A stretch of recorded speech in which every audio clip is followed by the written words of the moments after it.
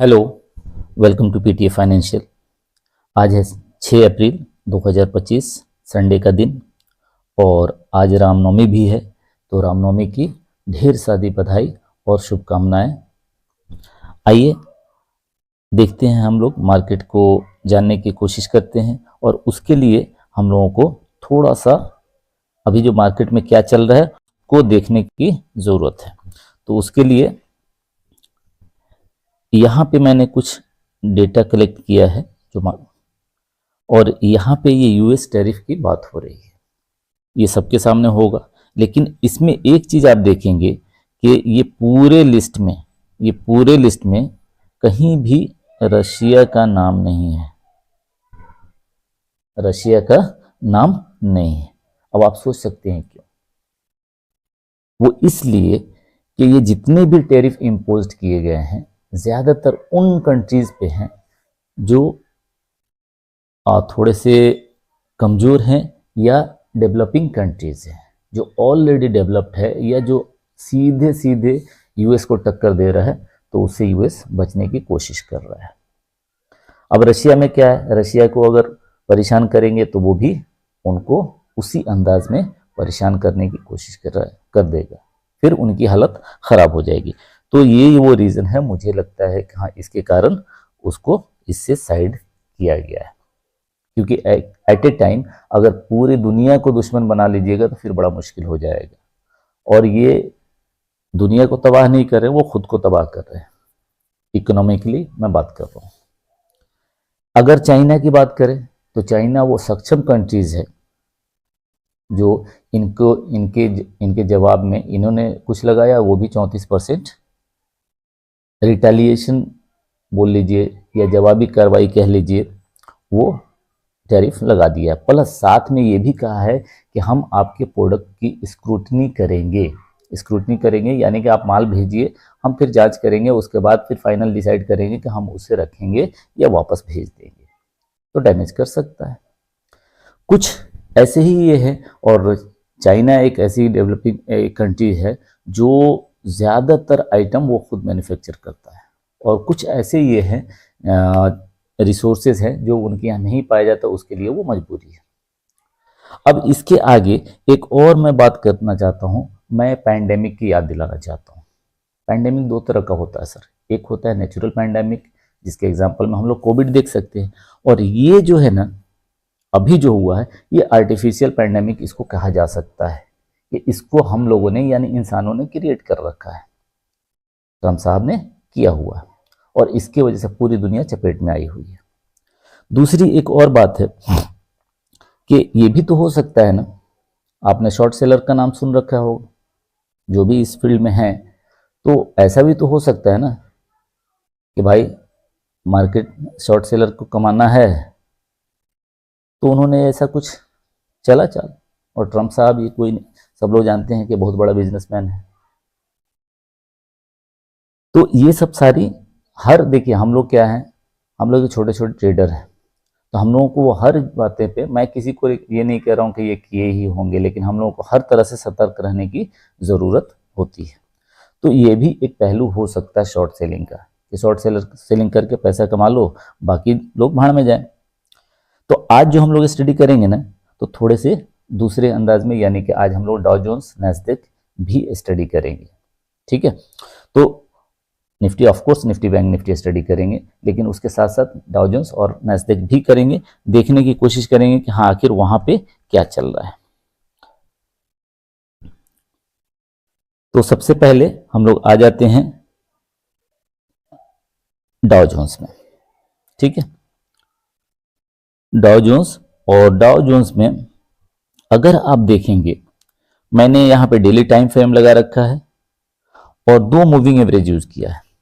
एक है ये वाली, ये रेड वाली, ये 200 मूविंग एवरेज है, और ऊपर वाली ये आपका 50 मूविंग एवरेज है। 200 मूविंग एवरेज की कहानी क्या है कि जब 200 मूविंग एवरेज पे कोई स्टॉक मिलता है तो हम ये समझते हैं कि वैल्यू ऑफर कर रहा है, लेकिन उसका क्या, अगर इससे बहुत नीचे गिर गया हो तब कौन सा वैल्यू मिल रहा है सर? अगर हम लोग इसकी स्टडी करना चाहें तो मैं चार्ट को थोड़ा सा छोटा करूंगा आपको दिखाने के लिए कि कितनी बार कब कब ये 200 मूविंग एवरेज से नीचे आया है और कितनी बार आया है। अगर यहाँ पे आप देखें ये, फिर ये, तो ये सब कोई रीजन थे नहीं सर। एक जो पैंडेमिक वाला रीजन है वो मैं आपको दिखाना चाहता हूं, ये वाला देखिए, मैं इसकी बात कर रहा हूं। ये पैंडेमिक था, ठीक है, नेचुरल पैंडेमिक था। और यहाँ पे 50 मूविंग एवरेज ने क्या किया है, 200 में भी मूविंग एवरेज को ऊपर से नीचे क्रॉस किया है। और देखिए फिर क्या हुआ है, अभी फिलहाल क्या हो रहा है। अगर आप यहाँ पे देखेंगे तो ये डेली टाइम फ्रेम में जो 200 DEMA होता है, यानी 200 डेली मूविंग एवरेज, उसको भी तोड़ के और काफी नीचे आ चुका है, काफी नीचे आ चुका है। अगर यहां से हम लोग एक ऐसे लाइन ड्रॉ करें यहां से, ये वाला, तो सपोर्ट एक दिख रहा है जो कि उसी पे खड़ा है। अब यहां से ये ऐसे करेगा या ऐसे करेगा, गॉड नोस, हालात तो कुछ अच्छे नहीं बता रहे हैं।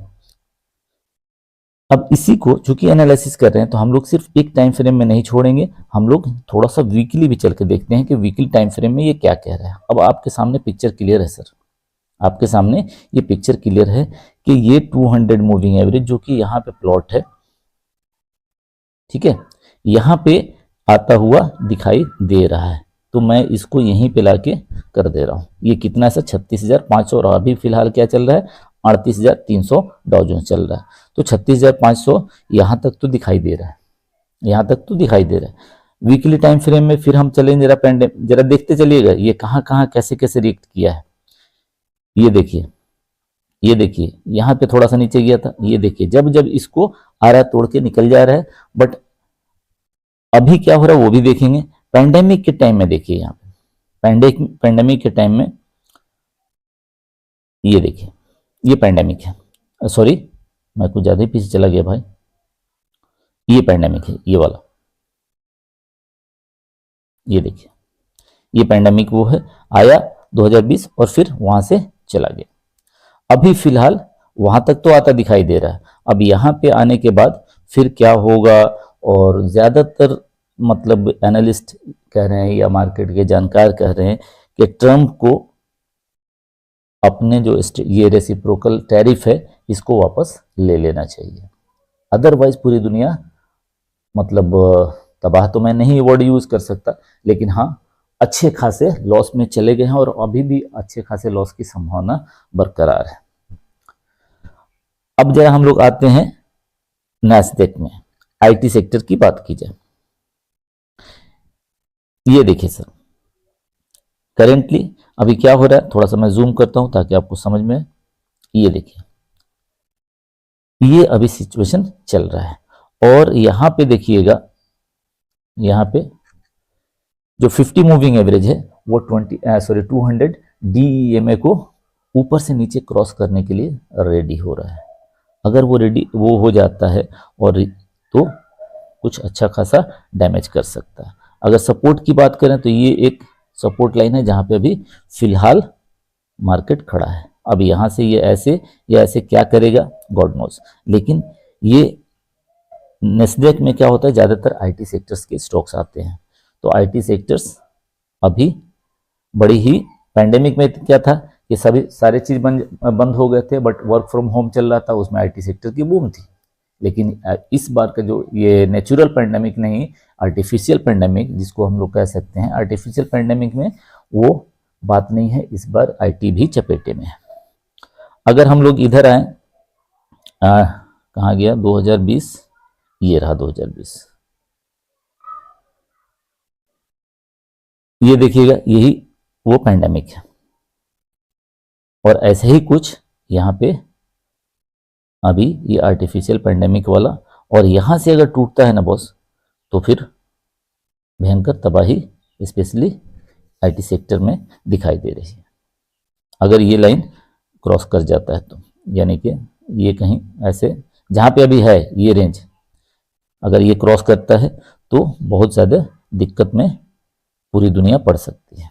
ठीक है, अब यहां से हम लोगों को किस पे ध्यान देना है, तो ऐसे सेक्टर को ध्यान देना है, ऐसे सेक्टर को जो हमारे देश में ही ये हो रहा है और उस वो अमेरिका पे कम डिपेंडेंट, जो भी सेक्टर अमेरिका पे डिपेंडेंट नहीं है वो सेक्टर अच्छे चलेंगे, और जो सेक्टर अमेरिका पे डिपेंडेंट है वो सेक्टर नहीं चलेंगे, उन पे मार पड़ेगी।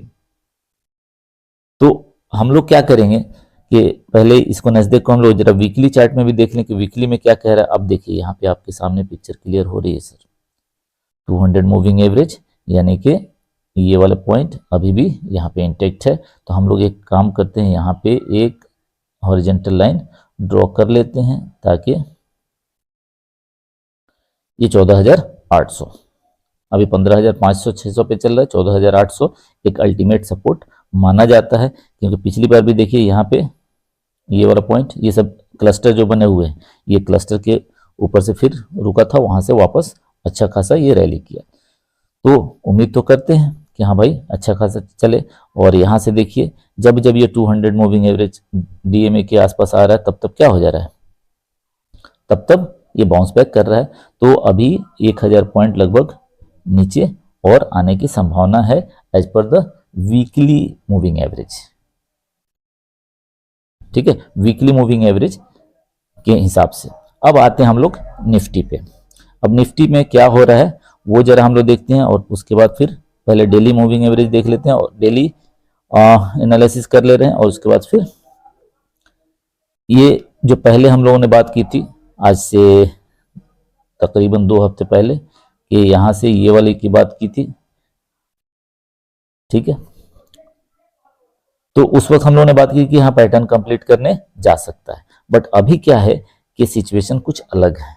अभी जब 26 मार्च मेरे ख्याल से को मैंने ये बताया था कि हाँ ऐसा कुछ हो सकता है, तब ये टैरिफ का बवाल अभी नहीं था, अभी टैरिफ का बवाल है। तो अगर ये 22,800 टूटता है तो फिर सीधे सीधे हम लोगों को जो पहला हम लोगों का ये होगा सपोर्ट का काम करेगा वो कहीं ये वाला है, यानी कि 22,800 पॉइंट नीचे। लेकिन एनालिसिस कर रहे हैं तो एनालिसिस का पार्ट हम लोग थोड़ा सा डेली मूविंग एवरेज के, डेली मूविंग एवरेज तो यूज कर रहे हैं, डेली टाइम फ्रेम तो यूज कर रहे हैं, हम लोग वीकली टाइम फ्रेम पे जाते हैं और देखते हैं कि क्या होता है। अब सर यहाँ पे देखिए बड़ी ही खतरनाक सीन नजर आ रहा है। क्या खतरनाक सीन नजर आ रहा है, तो आपको यहाँ से जब सब में हम लोग ये बात किए हैं तो इसमें भी वही पैरामीटर रहेगा ना भाई। ये हो गया आपका कितना है सर, 19,900, 19,800, 19,900, ये हमारा एक यही तो है 19,900 वीकली के अनुसार। तो यहां से अगर ये लाइन टूटता है यानी 22,000 टूटता है तो फिर बीच में यहाँ पे देखिएगा कोई पूरा एरिया खाली है सर, ये पूरा एरिया खाली है यहाँ से, तो ये भयंकर तबाही का इशारा कर सकता है। बट ऐसा नहीं कि एकदम सीधे गिरेगा, 22,000 भी हमारा सपोर्ट का काम करेगा। ठीक है, हम लोग क्या करते हैं लेवल टू लेवल जो क्या टेक्निकल बता रहा है उसी पे काम बात करते हैं और काम भी उसी पे करते हैं। तो ऐसे ही कुछ बता रहा है। ठीक है, वीकली अगर हम लोग अब चले बैंक निफ्टी में, तो बैंक निफ्टी से बेटर दिख रहा है, निफ्टी से बेटर दिख रहा है। क्यों? क्योंकि एक पैटर्न बन रहा था ये वाला और ऐसे रिटेस्ट करके फिर चला था, बट अनफॉर्चुनेटली ये सारा चीज टैरिफ आ गया और जिसकी वजह से ये भी वीक दिख रहा है। लेकिन क्यों इस पे क्यों ऐसा असर पड़ रहा है? इसलिए कि भाई बैंकिंग के जो भी बैंक्स हैं वो सब अपने ही आए ना, तो ये वहां पे तो जा नहीं रहे हैं, तो जब जा नहीं रहे तो फिर टैक्स का कोई मसला ही नहीं है, तो इसलिए ये सुरक्षित है। अब कौन कौन से सेक्टर जो हैं जिस पे हम लोग नजर रख सकते हैं, तो एक तो है बैंकिंग स्टॉक्स, एक हो जाएगा पहला हमारा बैंक्स और दूसरा जो होगा वो केमिकल सेक्टर होगा। केमिकल सेक्टर ये थोड़े से बचाव कर सकते हैं। तो ये तो डेली का हो गया। अगर डेली में तो हमें बुलिश दिख रहा है बैंक निफ्टी, लेकिन अगर मान लीजिए निफ्टी गिरता है और ग्लोबल का माहौल ये हाल है तो उससे अछूते हम लोग भी नहीं है, तो चपेटे में हम लोग भी आएंगे और बैंक्स भी और केमिकल सेक्टर्स भी थोड़े आएंगे। But comparatively other stocks banking और केमिकल स्टॉक्स ज़्यादा सुरक्षित हैं। केमिकल स्टॉक्स कह लीजिए या जो भी हॉस्पिटल सेक्टर्स हैं, जो भी स्टॉक्स, जो भी सेक्टर जो हम लोग एक्सपोर्ट नहीं करते हैं यूएसए को, वो हमारा बेटर रहेगा। क्योंकि जब एक्सपोर्ट ही नहीं करते हैं यूएसए को, तो यूएसए कहाँ से वो उस पर टैरिफ लाएगा। तो वो सेक्टर पे हमें ध्यान रखने की ज़रूरत है। एग्जाम्पल के तौर पे अगर मैं याद आ रहा तो अपोलो हॉस्पिटल ले लो, आप पीडीलाइट इंडस्ट्री ले लो, ये सब। अगर बैंकिंग से निफ्टी बैंक का हम लोग वीकली टाइम फ्रेम देखें तो यहाँ पे देखिए क्या दिखा रहा है।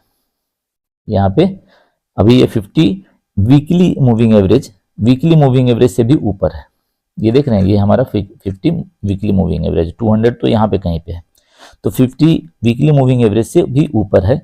तो अभी हम लोग बैंक निफ्टी में क्या ये चल रहा है, तो ये अपना ये है सर, अगर 51,250 51,200 को तोड़ता है तो फिर 50,600 के लिए रेडी हो जाएगा। मैं थोड़ा सा बड़ा करता हूँ ताकि आपको आसानी से दिखे। यानी कि ये लेवल अगर टूटा, ये लेवल, ठीक है, ये लेवल अगर टूटा तो फिर चांसेस है कि यहाँ तक, यानी कि ये 50,600 50,700 के आसपास आने की संभावना हो सकती है। क्योंकि मार्केट ऐसा चल रहा है ना सर कि यहाँ पे सारे टेक्निकल, सारे फंडामेंटल, सारे चीज़ फेल है। तो यहाँ पे हम लोगों को बहुत ही सतर्क रहना है। और अपना जो व्यू है वो व्यू हमारा बियरिश, तो इसमें कहने की बात है नहीं, बियरिश ही रहेगा। और सेल ऑन राइज का ये फॉर्मूला मार्केट में अभी काम कर रहा है। और बेस्ट ये है कि जो लोग भी इन्वेस्टमेंट कर रखे हैं, अगर पहले बुक नहीं किया आप, अब मान लीजिए कोई हम स्टॉक लिए हुए हैं 26,000 पे जब निफ्टी था वहाँ पे बुक नहीं किए, यहाँ पे आ गए अब, तो बुक करने में भलाई क्या है। तो उससे अच्छा है, अगर अच्छा स्टॉक है, फंडामेंटल का अच्छा स्टॉक है, तो कुछ दिन और बर्दाश्त कर लीजिए, मेरे हिसाब से वो बेटर होगा। फ्रेश इन्वेस्टमेंट के लिए मैं तो अभी कुछ भी करना नहीं चाहता। मार्केट को एक सही दिशा निर्देश मिलने दीजिए। निर्देश जब मिलेगा, डायरेक्शन मिलेगा, फिर देखा जाएगा क्या करना है। अभी द बेस्ट पार्ट क्या है, एक रूल पे फॉलो कीजिए, अपना स्टडी कीजिए, और रूल के अकॉर्डिंग अगर कुछ आता है तो इंटरडे के लिए मस्त मार्केट चल रहा है, इंटरडे में अच्छा काम हो सकता है।